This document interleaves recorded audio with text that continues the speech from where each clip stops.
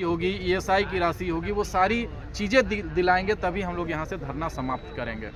प्रबंधन के लोग जो है ऊंचे रसूख वाले लोग हैं, उनको लग रहा है कि नहीं ठंडा का मौसम है, लोग यहाँ टिकेंगे नहीं, तो इस संदेश के माध्यम से उन तक ये समाचार या जो हमारा इरादा है वो हम लोग पहुँचाना चाहते हैं कि हम लोग डटे हुए हैं और हमारी मांगे बिल्कुल जायज़ है। हम लोग किसी भी तरीके से कोई बड़ा मांग नहीं कर रहे हैं। हम लोग जो भी मांग कर रहे हैं वो श्रम कानून के अधीन चीज़ें मांग कर रहे हैं। फैक्ट्री अधिनियम के तहत जो मांगे हैं, जो मजदूरों को हक अधिकार मिलना चाहिए, वो सारी मांगे हम लोग यहाँ पे करने के लिए डटे हुए हैं। इसीलिए प्रबंधन से, साथ ही साथ स्थानीय प्रशासन से निवेदन है कि उचित मुआवजा दिलाने का काम करें और पीड़ित जो परिजन हैं, जो मृतक हैं, उनके परिवार के लोगों को जो है मुआवजा दिलाने का काम करें, सहायता दिलाने का काम करें, ताकि न्याय मिल सके उन लोगों को और उनका भविष्य सुधर सके। तो दादा, अभी तक आपको क्या कंपनी की तरफ देखिए, से एक क्या स्तर की मिला? वार्ता हुई जिसमें हमारे तमाम प्रतिनिधि हम लोग शामिल थे और स्थानीय थाना प्रभारी भी शामिल थे, लेकिन मुआवजा वो लोग इतना कम बता रहे हैं जो किसी भी तरीके से जायज़ नहीं है। तो आप लोगों का क्या मांग है यहाँ मुआवजा के लेके? देखिए, हमारी मांग है कि ज़्यादा से ज़्यादा मुआवजा मिले और जो उनकी पत्नी है उनको रोजगार मिले, उनके दोनों बच्चों को शिक्षा की व्यवस्था यहाँ का प्रबंधन कराए। यही हमारी 3-4 मांगे हैं। यहाँ का पूरा घटना बता सकते हैं, किस तरह से उनको, किस तरह से जख्मी हुआ या क्या हुआ था? देखिए, यहाँ पे तमाम जो फायर सेफ्टी का जो सुविधा होना चाहिए, जो मानक होना चाहिए, उसकी अवहेलना की जा रही है।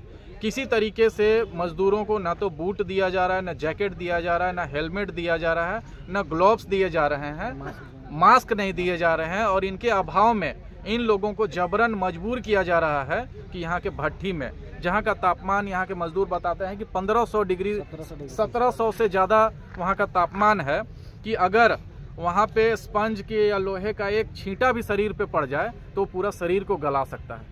1700 डिग्री सेल्सियस तापमान पे यहाँ के मजदूरों को बिना किसी सुरक्षा उपकरण के काम कराया जाता है।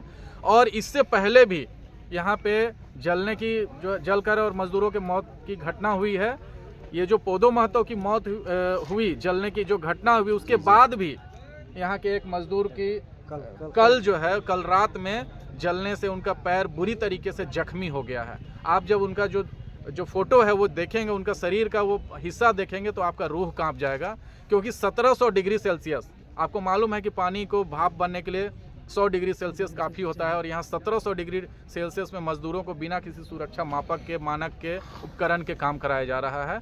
तो इतना अमानवीय व्यवहार बीएमएल फैक्ट्री में किया जा रहा है।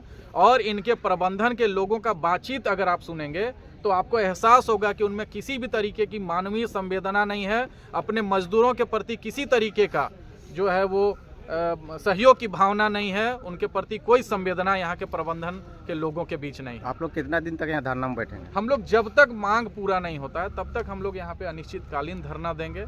हमारा मांग एकदम जायज़ है, प्रबंधन को इस संबंध में कार्रवाई करनी चाहिए, क्योंकि हम लोग अगर कोई बहुत बड़ा मांग किए हुए रहते तो बोला जा सकता था, लेकिन हम बिल्कुल जायज़ मांगे कर रहे हैं। क्या दादा कह सकते हैं कि आप जमीन भी दिए हैं, आप जान भी दे रहे हैं, क्या कहिएगा? यही तो दुर्भाग्य है झारखंड का। रामगढ़ में खासकर ये देखा जाता है कि जो जमीन दाता होते हैं औने पौने दामों में फैक्ट्रियों को दे देते हैं। बताया जा रहा है कि 11 सूत्री मांग जो है, ये लोग फैक्ट्री प्रबंधन शर्त दिए थे कि भाई हम ये 11 तरीके का सुविधाएं जमीन दाताओं को और यहाँ के स्थानीय जो कोया, कामता और आसपास के लोग जो गांव हैं उन लोगों को दिया जाएगा, जिसमें बिजली की सुविधा थी, 4 किलोमीटर के दायरे में बिजली की सुविधा थी, शिक्षा की व्यवस्था था, पानी का व्यवस्था कराना था, स्वास्थ्य का व्यवस्था कराना था, लेकिन किसी तरीके का कोई सुविधा नहीं दिया जा रहा है। इनसे काम कराया जा रहा है, और काम कराने का आलम यह है कि अगर किसी बीमारी की वजह से या किसी विपत्ति की वजह से कोई मजदूर अगर एक दिन यहाँ पे अनुपस्थित रहता है तो दूसरे दिन भी प्रबंधन के लोग उनको यहाँ से बाहर भगा देते हैं। यानी किसी तरह से लग रहा है कि पूरा शासन अपना कंपनी शासन चला रहा है। पूरी तरीके से मनमाने तरीके से पूरा यहाँ पे अपना अलग से एक सरकार चला रही है। इनका ना तो न्यूनतम वेजेस देने का कोई मापदंड है, ना 8 घंटे काम कराने का मापदंड है। किसी तरीके का कोई मापदंड ये लोग पालन नहीं कर रहे हैं। इनका अलग कानून है, इस कानून पे अगर आप लोग काम करते हैं, मजदूर काम करते हैं तो ये काम कराएंगे, नहीं तो बिना कारण बताए आपको ये काम से निकाल देते हैं। बहुत तरीके की अव्यवस्थाएं हैं। मुझे लगता है कि अव्यवस्थाओं के मामले में बीएमएल फैक्ट्री 250-300 जो फैक्ट्रियां चल रही है रामगढ़ जिले में, उसमें सबसे नंबर 1 पे है।